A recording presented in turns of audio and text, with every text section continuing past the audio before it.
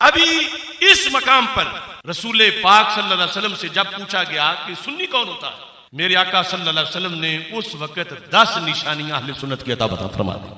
فقیل یا رسول اللہ صلی اللہ علیہ وسلم متى يعلم الرجل انه من اہل السنت والجماعہ. دیکھو پتہ یہ کیسے چلے گا، بندہ اپنا ٹیسٹ کرنا چاہے تو اسے پتہ کیسے چلے گا کہ وہ سنی ہے. فقال اذا وجد في نفسه 10 اشیاء فهو على السنت والجماعہ. جب اس کو دل میں جھاتی مارنے سے اندر 10 چیزیں نظر آ جائیں تو پھر وہ سنی. اب 10 کو بیان کرنے کا تو وقت نہیں کیونکہ یہ ساری کتابیں بھی پڑھی ابھی علماء کے خطاب ہونے ہیں، لیکن ایک چیز سر فہرست اگرچہ وہاں اس کا دوسرے نمبر پہ ذکر ہے، وہ کیا ہے؟ فرمایا سنی کی پہچان یہ ہے. اب پیر پہچاننا ہے کہ سنی کون ہے اور 2 نمبر کون ہے، خطیب پہچاننا ہے کہ سنی کون ہے اور 2 نمبر کون ہے. آگے مستقبل میں یا معاشرے میں پہچان جو دربار رسالت سے ملی ہے، سنی کون ہے. میرے آقا صلی اللہ علیہ وسلم ارشاد فرماتے ہیں وَلَا يَذْكُرُ أَحَدًا مِنَ الصِّحَابَةِ بِسُوءٍ. سنی وہ ہے جس کی زبان سے کبھی بھی کسی صحابی کے خلاف کوئی میلا لفظ نہ نکلے. یہ روایت ایسی ہے اس کی کوئی سند نہیں ہے. ایک شخص خود کو سنی بھی کہتا ہو، سنیوں کا امام بھی ظاہر کرتا ہو، سنیوں کا مجدد بھی ہو، اور پھر وہ جب کسی بنیادی عقیدے کو بیان کرے اور اس میں روایت ایسی ہو کہ جو حدیث کی کتاب سے نہ ہو اور اس کی سند بھی موجود نہ ہو، تو اس شخص کے علمی لیول کے اوپر سوال اٹھتا ہے کہ نہیں اٹھتا؟ بات یہ ہے کہ ایک چیز کی سند ہی موجود نہیں ہے اور آپ وہ اس طرح بیان کر رہے ہیں کہ یہ پیغمبر کا حکم ہے صلی اللہ علیہ وآلہ وسلم. بسم اللہ الرحمن الرحیم. السلام علیکم ورحمۃ اللہ وبرکاتہ. قرآن مجید میں اللہ سبحانہ و تعالیٰ کا ارشاد ہے کہ اللہ نے اہل کتاب کو یہ حکم دیا کہ وہ دین میں غلو نہ کرے. اللہ سبحانہ و تعالیٰ نے ارشاد فرمایا یا اہل الکتاب لا تغلوا فی دینکم، اے اہل کتاب دین میں غلو مت کرو. ولا تقولوا علی اللہ الا الحق، اور اللہ کے بارے میں صرف حق بات کرو. یعنی غلو کا مطلب کیا ہے؟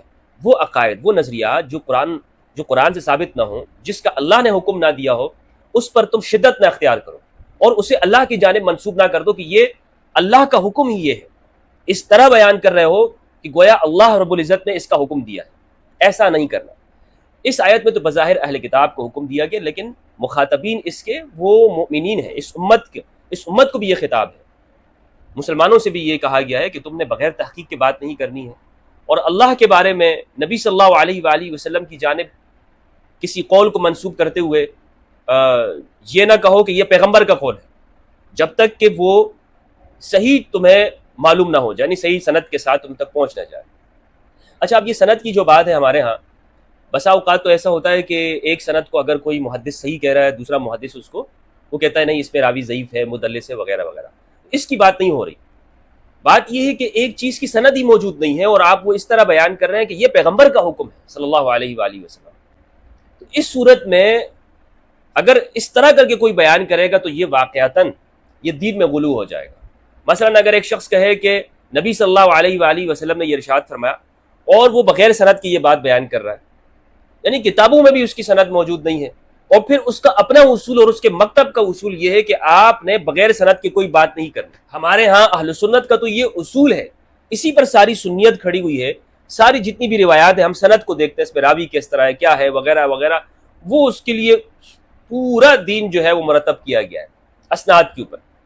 تو اگر ایک شخص خود کو سنی بھی کہتا ہو، سنیوں کا امام بھی ظاہر کرتا ہو، سنیوں کا مجدد بھی ہو، اور پھر وہ جب کسی بنیادی عقیدے کو بیان کرے اور اس میں روایت ایسی ہو کہ جو حدیث کی کتاب سے نہ ہو اور اس کی سند بھی موجود نہ ہو، تو اس شخص کے علمی لیول کے اوپر سوال اٹھتا ہے کہ نہیں اٹھتا؟ آپ سوال کریں گے، پوچھیں گے جناب اس حدیث کو بیان آپ کر رہے ہیں لیکن آپ اس کی سند کیوں نہیں بیان کر رہے؟ اور پھر پوری حدیث بھی نہیں پڑھتے. یہ مطالبہ کیا جانا چاہیے. لیکن یہ لوگ جب مجمع عام کے اندر خطاب کرتے ہیں نا تو یہ سمجھتے ہیں کہ جو لوگ سامنے بیٹھے ہوئے ہیں ان کو ہم کچھ بھی بیان کریں گے وہ بیوقوف ہے، وہ سنتے رہیں گے. عوام اہل سنت کو تو ہمارے بیچاروں کا کتابوں کے ساتھ ہمیشہ انہیں دور رکھا گیا. ہمارے ہاں دیوبند کے لوگ انہوں نے مدارس بنائے اور ان کے ہاں بھی مولوی صاحب جو بیان کرتا ہے تو لوگ اس سے پوچھتے نہیں ہیں. لیکن خاص طور پر مسلک اہل سنت والجماعت جو ہمارے ہاں پاکستان ہندوستان میں بریلوی مسلک اسے کہا جاتا ہے، یہاں ہمارے ہاں جاہلوں کا غلبہ زیادہ ہے. جو حالات کا غلبہ اتنا ہے کہ بس جی مولوی صاحب اور پیر صاحب نے بیان کر دیا تو یہ بات بالکل ٹھیک ہے. اب مولوی صاحب نے حدیث بیان کی ہے اور یہ بات کر کے بیان کی ہے کہ یہ ارشاد نبی صلی اللہ علیہ وآلہ وسلم کا ہے، جبکہ خود اصول یہ ہے کہ سند ضرور ہونی چاہیے اور مولوی صاحب سند کوئی بیان نہیں کرتے، نہ حدیث پوری پڑھتے ہیں، تو اب کسے الزام دیا جائے گا؟ کس سے پوچھا جائے کہ آپ مجدد ہونے کا دعویٰ کرتے ہیں اور آپ نے تو اپنے آپ کو امام ڈکلیئر کر دیا ہے، امام، اور پھر آپ خدا کا خوف نہیں ہے کہ آپ بغیر سند کی روایت بیان کرتے ہیں؟ اس میں یہ سمجھتا ہوں کہ ہمیں جب کسی حدیث کو ہم بیان کریں، ایک تو آپ کا موقف یہ ہو نا کہ بھائی سند وہ کوئی ضروری نہیں ہے، پھر تو چلو بغیر سند کے اگر آپ بیان بھی کرتے ہیں تو ٹھیک ہے، لیکن جب آپ کا موقف عقیدہ یہی ہے کہ سند ضروری ہے، پھر بھی آپ اس میں سند کو بیان نہ کریں تو یہ علمی طور پر خیانت ہوگی۔ حضرت عبداللہ ابن زبیر وہ کہتے ہیں کہ انہوں نے اپنے والد سے پوچھا، زبیر ابن العوام رضی اللہ عنہ سے، کہ سب صحابہ حدیثیں بیان کرتے ہیں، آپ کیوں حدیثیں بیان نہیں کرتے؟ میں دیکھتا ہوں کہ آپ روایات بیان نہیں کرتے، جبکہ کچھ صحابہ ایسے ہیں کہ جو بہت بعد میں آئے ہیں، وہ بہت زیادہ حدیثیں بیان کرتے ہیں، آپ کیوں بیان نہیں کرتے؟ جبکہ آپ ایسے شخص ہیں کہ شروع سے اسلام قبول کیا، آپ ہر لمحہ آپ نبی صلی اللہ علیہ وآلہ وسلم کے ساتھ آپ نے رہنے کی کوشش کی، پھر بھی آپ روایتیں بہت کم بیان کرتے۔ تو زبیر بن العوام فرماتے ہیں، انہوں نے فرمایا، جواب دیا، بیٹا بات یہ ہے کہ مجھے یہ فضیلت حاصل ہے کہ میں نبی صلی اللہ علیہ وآلہ وسلم کے ساتھ مواقع پہ رہتا تھا، آپ کے ساتھ ساتھ رہتا تھا، لیکن اس لیے میں حدیثیں بیان نہیں کرتا ہوں اس خوف سے کہ نبی صلی اللہ علیہ وآلہ وسلم نے فرمایا من کذب علی متعمدا فلیتبوأ مقعدہ من النار، کہ جس نے مجھ پہ جھوٹی حدیث جھوٹ بیان کیا تو وہ اپنا ٹھکانہ جہنم بنا لے، قصدن عمدن۔ اس لیے صحابہ تو اس لیے حدیثوں کو بیان کرنا بھی چھوڑ دیا، اور آپ اہل سنت کے مجدد صاحب ہیں اور آپ بغیر سند کے روایت بیان کر رہے ہیں۔ اسی طرح کی ایک ویڈیو مجھے مولانا اشرف جلالی صاحب کی ویڈیو مجھے کسی نے بھیجی، وہ میں نے دیکھا، انہوں نے بتایا کہ جس میں یہ بیان کر رہے ہیں کہ نبی صلی اللہ علیہ وآلہ وسلم نے اہل سنت والجماعت کی تعریف بیان کی، اس کی ڈیفینیشن بیان کی ہے، اور بیان کی ہے کہ اہل سنت والجماعت کون کون سے، یہ عقیدے جن کے ہوں گے تو وہ اہل سنت والجماعت ہوں گے۔ اس طرح انہوں نے اس حدیث سے تاثر یہ دے رہے ہیں کہ گویا کہ نبی صلی اللہ علیہ وآلہ وسلم اس دنیا میں رحمت للعالمین بن کے نہیں آئے، وہ گویا کہ صرف بریلویوں کے لیے نبی بن کے آیا ہے۔ اس طرح یعنی اہل سنت کیا نبی صلی اللہ علیہ وآلہ وسلم صرف اہل سنت والجماعت کے لیے نبی ہیں؟ ہمارا تو ایمان ہے پوری انسانیت کے لیے، شیعوں کے، سنیوں کے، دیوبندیوں کے، بریلویوں کے، جتنے بھی مسلمان ہیں یا غیر مسلم ہیں، یا خواہ مسلمان ہی نہیں، یہ مذہبی کیوں نہیں، ان کا کوئی مذہب ہی کیوں نہ ہو، ان کے لیے بھی رحمت ہے۔ تو جب یہ ہمارا ایمان ہے تو کیا آپ اہل سنت کی ڈیفینیشن بیان کریں گے؟ یعنی اب نبی صلی اللہ علیہ وآلہ وسلم اس دنیا میں آ کر قرآن مجید اور اللہ کی تعلیمات کے بجائے وہ اہل سنت کی تعریفات کریں گے، الیاذ باللہ۔ اب وہ روایت کیا ہے، انہوں نے جب وہ ویڈیو میں نے دیکھی تو میں سر پکڑ کے بیٹھ گیا، میں نے کہا یار یہ کس طرح سے ہو سکتا ہے؟ تھوڑی جب میں نے اس کی تحقیق کی تو مجھے معلوم ہوا کہ یہ روایت ایسی ہے، اس کی کوئی سند نہیں ہے۔ اور یہ میرا جلالی صاحب آپ کو یہ میں آپ سے گزارش کرتا ہوں، آپ عالم دین ہیں، اس کی سند آپ نے بیان کرنی ہے۔ عوام کے سامنے آپ نے مجمع میں، ہزاروں کے مجمع میں اس کو بیان کیا، لیکن سند آپ نے بیان نہیں کی، تو اس کی سند بیان کرنا یہ آپ کے اوپر ہے، اس کی سند آپ نے لے کر آنی ہے کہ یہ روایت یہ کیا ہے۔ اب میں آپ کے سامنے اس کو پڑھتا ہوں۔ دراصل وہ کہتے ہیں کہ نبی صلی اللہ علیہ وآلہ وسلم نے فرمایا کہ روایت اس طرح سے ہے کہ جو بھی اہل سنت اور جماعت کے اوپر ہوگا، اللہ تعالیٰ اس کی دعا کو قبول کرے گا، اور ہر اس کے قدم کے اوپر اس کے لیے نیکی لکھے گا، اور جو قدم بھی اٹھائے گا اس کے لیے 10 نیکیاں ہیں اور 10 درجے بلند ہوں گے۔ تو عرض کیا گیا یا رسول اللہ کب معلوم ہوگا، متی یعلم الرجل انہ من اہل السنت والجماعت، یہ کیسے کب معلوم ہوگا کہ بندہ اہل سنت والجماعت سے، یعنی پیغمبر صلی اللہ علیہ وآلہ وسلم سے یہ سوال کیا گیا، یا رسول اللہ سنی کون ہوتا ہے؟ سنی اس معنی میں غور کیجئے، نبی صلی اللہ علیہ وآلہ وسلم نے کیا ارشاد فرمایا، اذا وجد فی نفسہ 10 اشیاء، جب وہ اپنے دل میں 10 چیزیں پائے، فہو علی السنت والجماعت، تو وہ سنی ہوتا ہے، یعنی اہل سنت والجماعت کا فرد ہوتا ہے۔ ان یصلی الصلوات الخمس بالجماعہ، 5 نمازیں جماعت کے ساتھ پڑھے، ولا یذکر احد من الصحابہ بسوء وینقصہ، اور وہ کسی صحابی کا برائی کے ساتھ ذکر نہ کرے اور نہ اس کی تنقیص کرے۔ دوسری بات، تیسری چیز، ولا یخرج علی السلطان بسیف، اور تلوار لے کر کسی بادشاہ کے خلاف نہیں نکلے گا، ولا یشک فی ایمانی، اور نہ ہی وہ بادشاہ کی ایمان میں شک کرے گا۔ ہائے ہائے ہائے، مضمون دیکھیں، اس مضمون سے ہی معلوم ہوتا ہے کہ یہ نبی صلی اللہ علیہ وآلہ وسلم کا فرمان نہیں ہے۔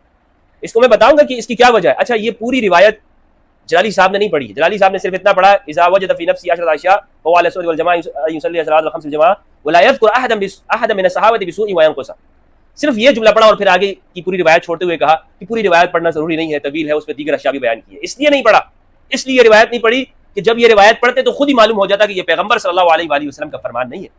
اس لیے کہ ایک تو یہ روایت ہے جو بغیر سند کے، اس کی کوئی سند نہیں ہے جو جلالی صاحب پڑھ رہے ہیں، کوئی سند نہیں ہے، جبکہ وہ روایت جو صحیح کتابوں کے اندر ہے اہل سنت والجماعت کی، جس کی سند بھی موجود ہے، جس میں نبی صلی اللہ علیہ وآلہ وسلم نے فرمایا من رأى منکم منکرا فلیغیرہ بیدہ، جو تم میں سے برائی کو دیکھے اس کو اپنے ہاتھ سے بدل لے.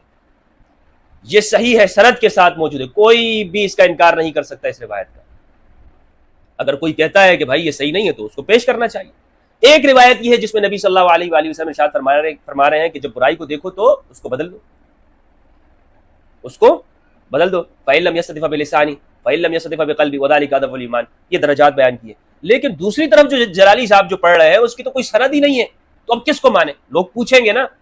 تو پوری روایت اس لیے انہوں نے چھوڑ دی. اب آپ آگے دیکھتے جائیں پوری روایت میں کیا ہے کہ بادشاہ کے اوپر تلوار بھی نہیں اٹھائے گا بادشاہ، اور نہ اس کے ایمان میں شک کرے گا، چاہے بادشاہ کتنا ہی بڑا ظالم کیوں نہ ہو، یزید جیسا ملعون ہی کیوں نہ ہو. تو پھر میرا سوال ہے جلالی صاحب سے کہ اگر اس روایت کو پورا مان لیا جاتا ہے تو پھر یزید کے ایمان میں آپ شک کیسے کرتے ہیں؟ اور پھر یزید کو برا بلا آپ کیوں کہتے ہیں؟ آپ کو بھی اس کے ایمان کے اندر آپ کو کہنا چاہیے کہ پکا ٹھکا ہوا مومن ہے، وہ شک بھی نہیں کرنا ہے، اور جو ایمان میں شک کرے گا وہ بھی کافر ہو جائے گا. یہ آپ کو بولنا چاہیے. اب اس روایت کے اندر میں ان الفاظ کی طرف آتا ہوں جنہوں نے پڑھے ہیں. وہ یہ کہ جب بھی کسی صحابی کا ذکر ہوگا، سنی وہ شخص ہوگا کہ جو کسی بھی صحابی کی برائی نہیں کرتا اور نہ ان کی تنقید کرے، کسی صحابی کی تنقید نہیں کرے گا، اس کا عیب بیان نہیں کرے گا. وہ شخص کیا ہوگا؟ سنی ہوگا. اب یہ جو جملہ ہے، اس جملے کو آپ دیکھیں کہ اس کو پڑھتے ہوئے وہ یہ کہتے ہیں کہ یہ نبی صلی اللہ علیہ وآلہ وسلم نے سنیت کی تعریف کی. میں ان سے یہ کہتا ہوں جناب جلالی صاحب، آپ نے اتنا جملہ پڑھا، آگے آپ نے پوری روایت چھوڑ دی، آگے آپ نے پوری روایت کو بیان ہی نہیں کیا. کیا وجہ ہے؟ اس لیے بیان نہیں کیا کیونکہ آگے جو میں اگر اس کو پورا بیان کر دوں تو آپ اس کو سنتے ہی کہیں گے کہ یہ نبی صلی اللہ علیہ وآلہ وسلم کا فرمان نہیں ہے، یہ نبی صلی اللہ علیہ وسلم کا فرمان نہیں ہے. پوری حدیث اس کو پڑھتا ہوں. نہیں اس کے ایمان میں شک کرے گا بادشاہ کے، وَيُؤْمِنَ بِالْقَدْرِ خَيْرِهِ وَشَرِّهِ مِنَ اللَّهِ تعالیٰ، اور اچھی اور بری تقدیر کو وہ یہ سمجھے گا کہ اللہ کی جانب سے ہے. وَلَا يُجَادِلُ فِي دِينِ اللَّهِ تعالیٰ، اور نہیں اللہ کے دین میں وہ مجادلہ کرے گا، بحث کرے گا. وَلَا يُكَفِّرُ أَحَدًا مِنْ أَهْلِ التَّوْحِيدِ بِذَنبٍ، اور اہل توحید میں سے کسی کی بھی تکفیر نہیں کرے گا کسی گناہ کی وجہ سے. اب یہ دیکھیں جلالی صاحب آپ اس کو پورا کیوں نہیں پڑھ رہے تھے؟ اس لیے نہیں پڑھ رہے تھے کہ اس روایت کے اندر جو اگرچہ یہ روایت ایسی ہے، میرے نزدیک تو یہ کوئی روایت ہی نہیں ہے. یہ میں آپ کو بتاتا ہوں کہ یہ کس کے الفاظ ہیں. یہ نبی صلی اللہ علیہ وآلہ وسلم کے کلمات نہیں ہیں، یہ سہل بن عبداللہ التستری کی ہے. وہ صوفی تھے، صوفی بندے ہیں، ان کا ایک جملہ ہے، قول ہے، سنیوں کی پہچان بتائی ہے، جسے البحر الرائق فی شرح کنز الدقائق کے اندر ابن نجیم المصری نے رحمہ اللہ انہوں نے لکھا ہے. یہ البحر الرائق کی عبارت ہے جسے یہ حدیث بیان کر کے اتنے چیخ کے گلا پھاڑ کے یہ بیان کر رہے ہیں جلالی صاحب. یہ اصل میں حدیث نہیں ہے، یہ کیا ہے؟ یہ البحر الرائق فقہ حنفی کی کتاب کی عبارت ہے. سبحان اللہ لیجیے جناب، آپ کے علم کی داد دیتا ہوں میں.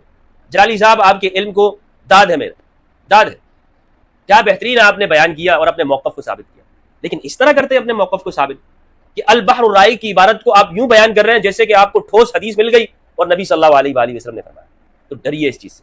پوری روایت میں اسکرین پہ شو کر دیتا ہوں، مکتبہ شاملہ کے اندر بھی موجود ہے، آپ البحر الرائق کے اندر دیکھ سکتے ہیں. جلد نمبر اس کا بیان کیا ہے البحر الرائق شرح کنز الدقائق، جلد 8 صفحہ 207 موجود ہے. تو اب کیا کہا جا سکتا ہے؟ تو گزارش ہے جلالی صاحب اب روایت کی سند پیش کرنا آپ کے ذمہ ہے، آپ اس کو بیان کیجئے، اس کی سند بتائیے گا، کیونکہ آپ کے اصولوں کے مطابق جن اصولوں کے اوپر اہل سنت کھڑی ہے اس پہ تو یہ بغیر سند کے بیان کرنا جھوٹ ہے. السلام علیکم ورحمۃ اللہ وبرکاتہ.